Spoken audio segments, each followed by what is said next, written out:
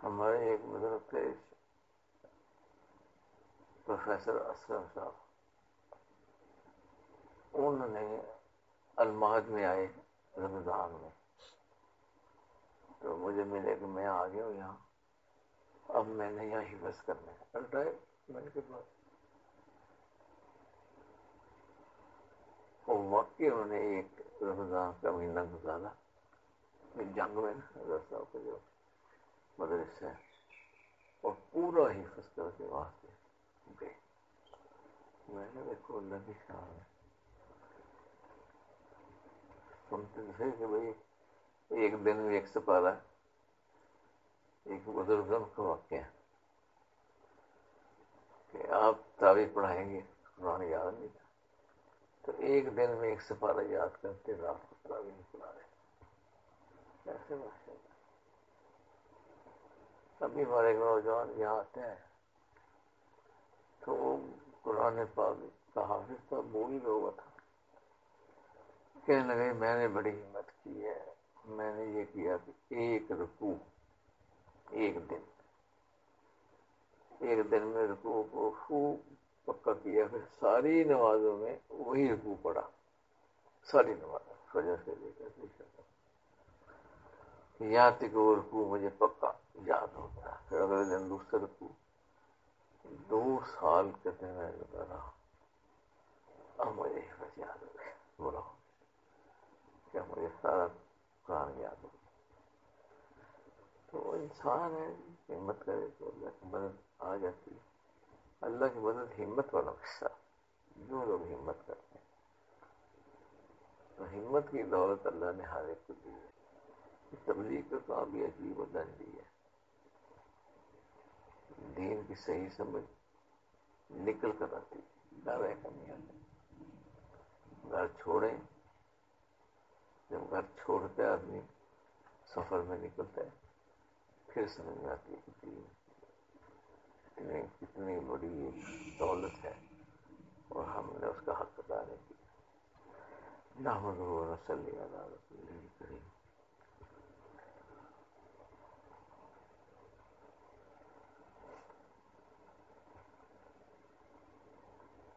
University میں student life میں داخلہ لیا تو شیخ ولی بن سعود یہاں پروفیسر تھے اور یہی اسی لائن میں ان کا ہے آگے. ادھر سڑک سے غالباً یہ دوسرا مکان ہے، اس کا اوپر کا حصہ، یہاں ان کی رہائش تھی. اور نماز پڑھتے تھے سیاہ میں. تو مجھے داخلہ ملا تو فرسٹ ایئر میں تو سیاہ میں نماز پڑھتے ہیں. ان کو دیکھتے تھے کہ یار ایک بڑی بزرگ شخصیت ہے اور بڑے اہتمام سے نماز سے پہلے آ کر صف میں بیٹھنا،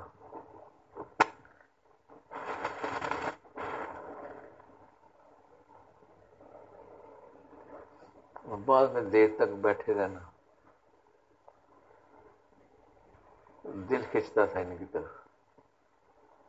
تو اللہ کی شان ایک جماعت بن گئی. تبلیغ میں بڑا وقت دیتے تھے اس وقت، بلکہ یوں سمجھے کہ سارے یونیورسٹی کی وہ امیر تھے. ہر ہاسٹل میں جانا، نوجوانوں کو تیار کرنا، ملنا، جماعتیں نکالنا.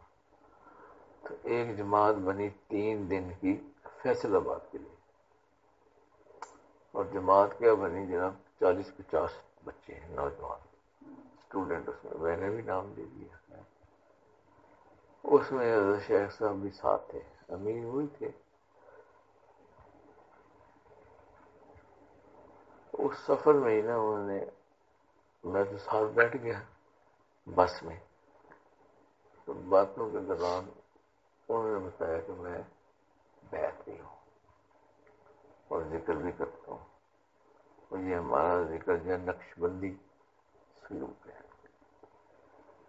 تو مجھے بھی شوق پیدا ہو گیا. میں کہا مجھے بھی بیعت کرا دیں. اچھا وہ مسکین کو کا اجتماع آتا ہے جولائی میں شاید، تو اس میں جائیں گے. تو ہمارے شیخ بھی وہاں آتے ہیں اور تم ان سے بیعت ہو جانا. بس تعلق بن گیا شیخ صاحب کے ساتھ. یہاں ان کا گھر تھا، میں روز آ جاتا شام کو اور حضرت کے پاس 1-2 گھنٹے گزارتے، تو سر میں تیل لگا دیتے. مجھ سے بڑا خوش تھے، یہ بڑا پکا سچا مرید ہے. کچھ ہم تبلیغ میں بھی نئے نہیں لگے تو دین کی طرف رغبت. مجھے ایک عصا بھی دیا، ابھی بھی میرے پاس ہے، بیت کہتا ہے بڑا سا. اور مجھے نام بھی دیا، پیر آف کاموں کی. اور بڑی محبت کرتے ہیں.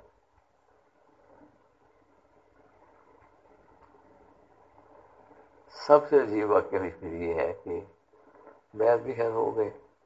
مسکین پور کا واقعہ بھی بڑا عجیب ہے. مسکین پور کے وہاں بیت ہو گئے. اس سے عجیب تر یہ ہے کہ ہمارے لگے چھٹیاں آ رہی ہیں، اور چھٹیوں میں کوئی دسمبر کی چھٹیاں تھیں 20 کے قریب.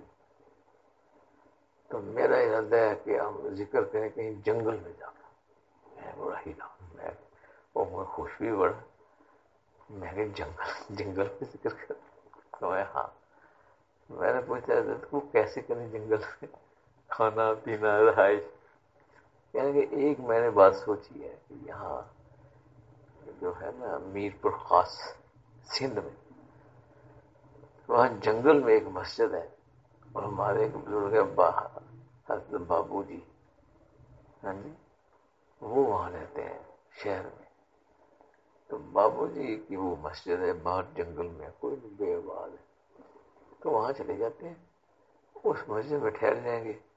تو حضرت بابو جی ہمیں کھانا کھلا دیا کریں گے، اور اللہ اللہ ذکر کریں گے، اور نہیں کچھ کام کرنا، صرف ذکر ہو رہا کرنا. تو بڑا خوش ہوا. میں نے کہا کمال ہے، یہ اچھا ایسا موقع مل گیا. جنگل پہلے سنتے تھے جی فلاں بزرگ جنگل میں چلے گئے، 40 دن چلا کاٹا ہے. تو جنگل سے مراد یہ کہ وہاں کوئی اور ہوتا نہیں، کچھ نہ کوئی کام ہوتا ہے سوائے ذکر کے، کوئی اور کام نہیں. تو حقیقت یہ ہے کہ ہم چلے گئے اور 20 دن اس مسجد میں رہے. تو بابو جی بھی اللہ کے ولی تھے، ولی اللہ تھے. وہاں پر نبی صلی اللہ علیہ وسلم کی اکثر زیارت ہوتی، بلکہ لوگ ان کے پاس آیا کرتے تھے کہ ہمیں نبی صلی اللہ علیہ وسلم کی زیارت کروا دیں. تو وہ ان کو بتاتے کہ یہ اللہ شریف اتنا پڑھو اتنا پڑھو، اور ان کو زیارت ہو جاتی. ایسی ان کی ماشاءاللہ کرامت تھی. انہوں نے یہ بات بتائی. وہاں تبلیغ کا کام بھی کرتے تھے میر پور خاص میں. میر پور خاص میں زیادہ تبلیغ میں لگے ہوئے ہیں ٹیچر، اسکولوں کے ٹیچر. تو ماشاءاللہ خوب محنت تھی ان دنوں. تو انہوں نے یہ بات بتائی کہ میں نے بیداری میں بھی نبی صلی اللہ علیہ وسلم کی زیارت کی ہے. کیسے وہ کیسے لا رہے تھے آپ سمجھ گئے، بیداری میں. نیند میں تو لوگ کر ہی لیتے ہیں. اور پھر مجھے بتایا گیا، یہ بات بتائی کہ کیونکہ تم تبلیغ کا کام کرتے ہو، اس لیے یہ نعمت تمہیں ملی، اس لیے تمہیں یہ سعادت ملی کہ تم اس علاقے میں تم ولی اللہ بھی ہو اور تبلیغ کا کام بھی کرتے ہو. ولی اللہ پکے تھے. انہوں نے بڑے اپنے واقعات بھی سنائے. کہنے لگے میں ریلوے کی ملازمت میں انٹرویو دینے گیا، انگریز افسر تھا. تو مجھے شکل دیکھ کر کہنے لگا کہ یہ بتاؤ کہ تم دین کا، تمہارا جو دین ہے اس کا تقاضا آ جائے تو اس پر چلو گے یا ہمارا حکم مانو گے؟ افسر تھا ریل کا. تو کہنے لگے میں نے اس کو کہا میں جب دین کا تقاضا آئے گا تو میں دین کی وہ بات مانوں گا، تو نماز کا وقت آ گیا یا کوئی، اور اس کے بعد تمہارا حکم مانوں گا کہ تم افسر. تو کہنے لگے انہوں نے مجھے رکھ لیا اسٹیشن ماسٹر کے چلے انٹرویو. تو ملازمت مل گئی. لیکن ان اللہ والوں کی زندگیاں عجیب ہوتی ہیں، پکے ٹھکے، دو ٹوک زندگی اس کو کہتا ہے، کوئی کمپرومائز جیسی کوئی چیز نہیں، کوئی کمپرومائز. اللہ کا حکم آ گیا بس. ان کو کلندر کہتے ہیں. وہ ایک شعر ہے کہ اے راہبر مجھے کلندرانہ طریقہ سکھلا دے، کہ جو یہ پارسائی والا طریقہ ہے نا، پارسائی، نیکی، نمازیں پڑھو، روزہ رکھو، کہ یہ راہ بہت لمبی ہے، تو اے راہبر تو مجھے کلندرانہ طریقہ سکھلا دے.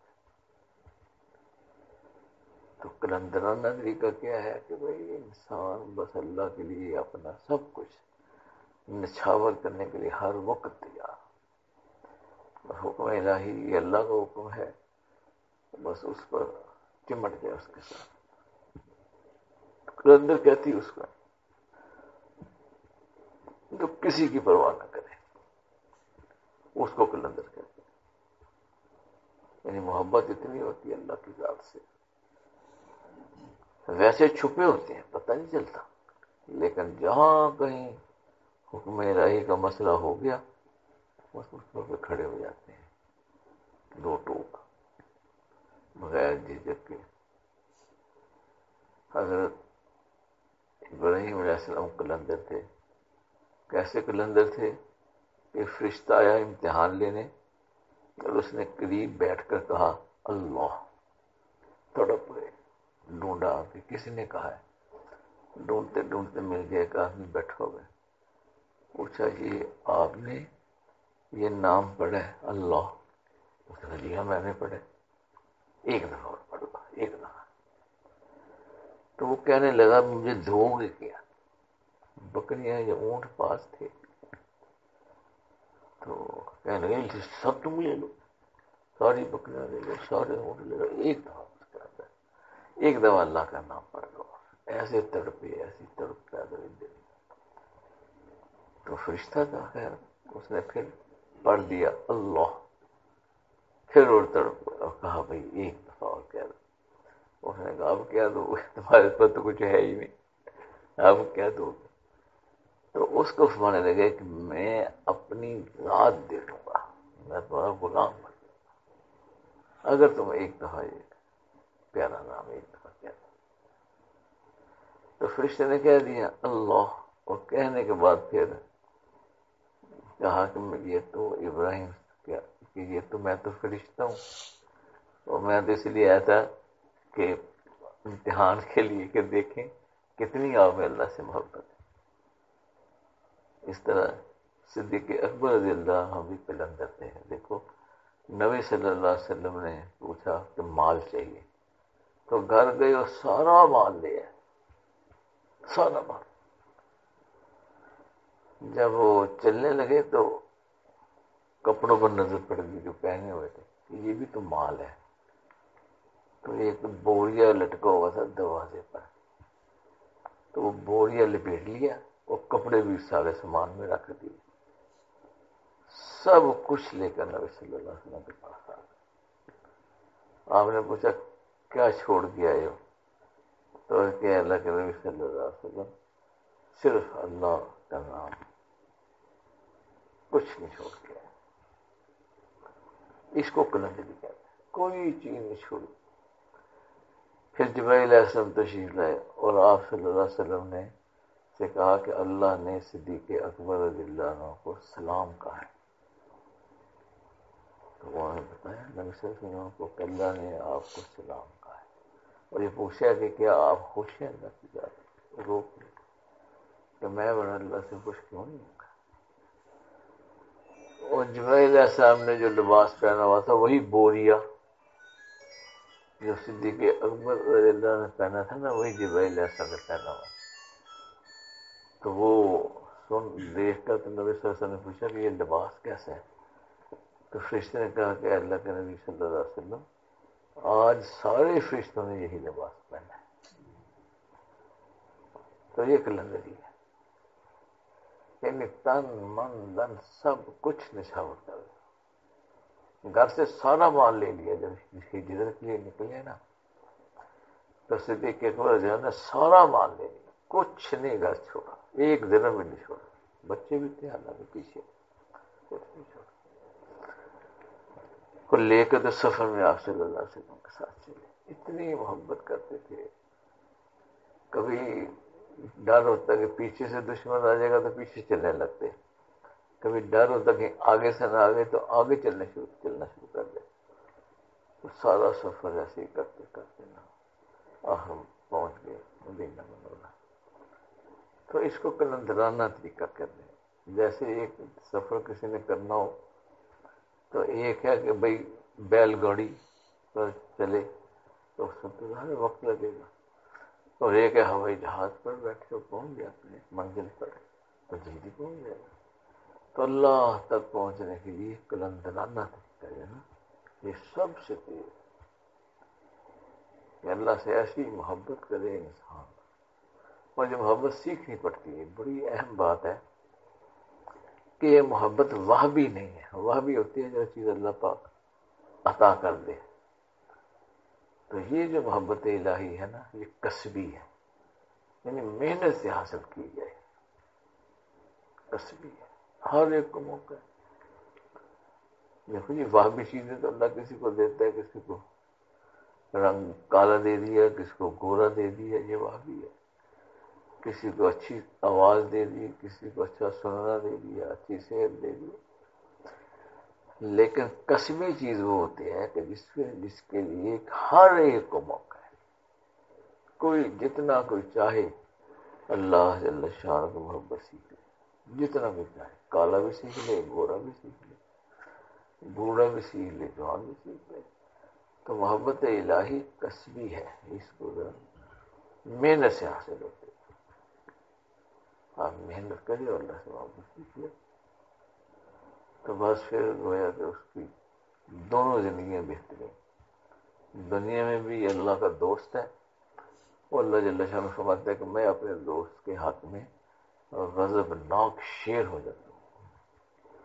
اگر کوئی اس کی اہانت کرتا ہے تو میں اپنے دوست کے حق میں غضبناک شیر ہو جاتا ہوں. ایسی اللہ کی مدد. جو اللہ کا دوست ہو, جو اللہ سے محبت کرے, جو اللہ سے محبت سیکھ لے تو اس دنیا کی زندگی میں اللہ کے ساتھ ہوتے ہیں. نہ غم نہ خوف, کچھ نہیں. تو یہ جو ذکر کی مجالس اسی لیے ہوتی ہیں کہ بھئی ہم اللہ جل شانہ کی محبت سیکھیں, اور جب محبت سیکھ لیتے ہیں تو حکم ماننا آسان ہو جاتا ہے. محبوب کی ہر بات ماننی آسان, محبوب کی ہر بات. وہ کس سے آتے ہیں نا مجازی محبوبوں کے ہیں کہ یہ لے ہو یہ لے ہو, تو عاشق سب لے آتے تھے ہر چیز. جو محبوب مانگتا تھا ایسے کس سے بنے. تو محبوب جو ہوتا ہے نا اس کی باتیں ماننی, حکم ماننا آسان ہو جاتا ہے. تو اللہ سے محبت کا بڑا فائدہ یہ ہے کہ شرع شریف و شریعت پر اللہ کے جو احکامات ہیں ان کو ماننا اور شریعت پر چلنا ایسے آسان ہو جاتا ہے کہ آدمی خود اپنی رغبت سے دین پر چلتا ہے. اور جب رغبت سے دین پر چلتا ہے تو ظاہر ہے دین پر چلے گا, نافرمانی سے بچے گا. تو اس لیے اپنی زندگی کا مقصد ہی یہ بنا لیں بھئی ہم نے اللہ سے محبت سیکھنی ہے اور ہم نے قلندرانہ زندگی گزارنی ہے. قلندرانہ حکم کے لیے سب کچھ نشاور, ہر چیز. اللہ جل شانہ وہ اس کے لیے عمل کی توفیق عطا فرمائے. تو اب تھوڑی دیر کے لیے نظر اپنے دل کی طرف توجہ رکھیں اور دل پر محنت کریں کہ اللہ کی رحمت میرے دل پر برس رہی ہے. اور جب بھی کہ اللہ کو یاد کرتا ہے, اکیلا کرے یا مجلس میں کرے, تو رحمت الہی اس کے اوپر نچھاور ہوتی ہے, نازل ہوتی ہے اس کے اوپر.